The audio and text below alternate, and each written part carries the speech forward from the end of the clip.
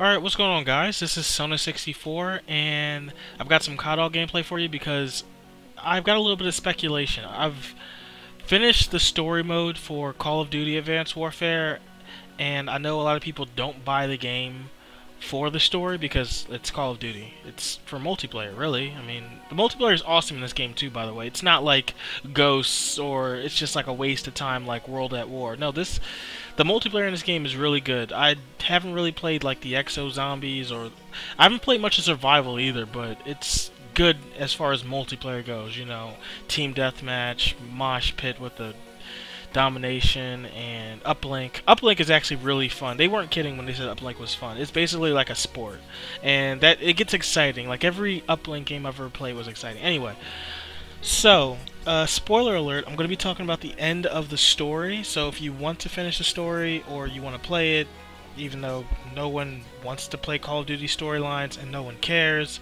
let's just say you're watching it and you want to finish it, by all means, click off the video. Do not watch this.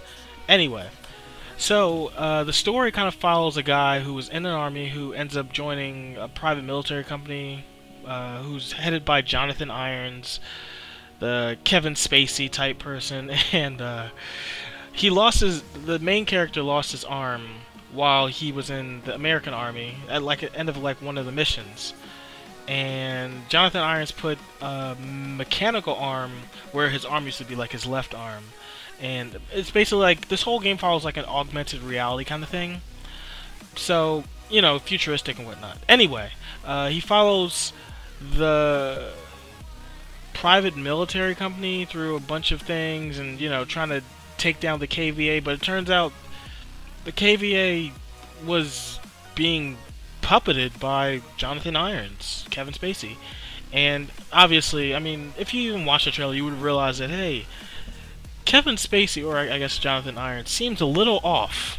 And he is. He's obviously the bad guy. Let's just be frank here. Spoiler alert, he dies at the end, thank God. But he's got this plan to sort of pseudo take over the world-ish. And at the very end, one of, not the main character, but like the secondary main character, the guy who kind of follows you around, he says, "Oh, it's not over yet." And I'm thinking, no, this is over. No, don't say this is not over. This needs to be over.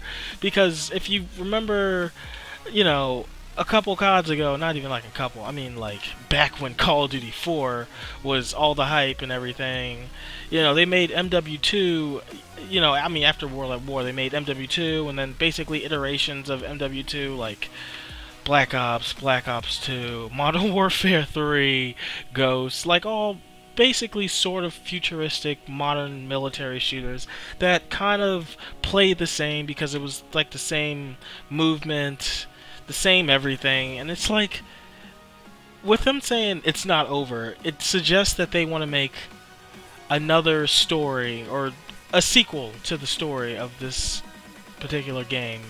And that means basically making the same game over again with a couple extra tweaks.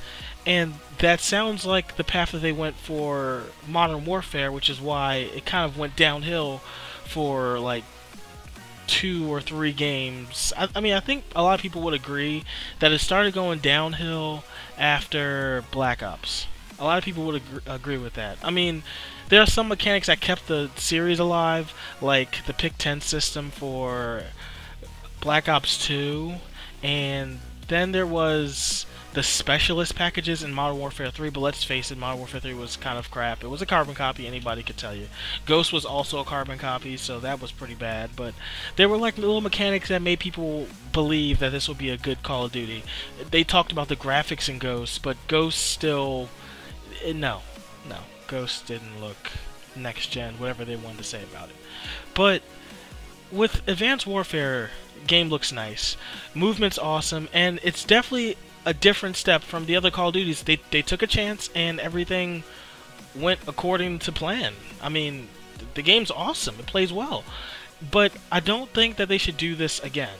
Because the last time they did a game similar to the game before, it was just like, why? You know?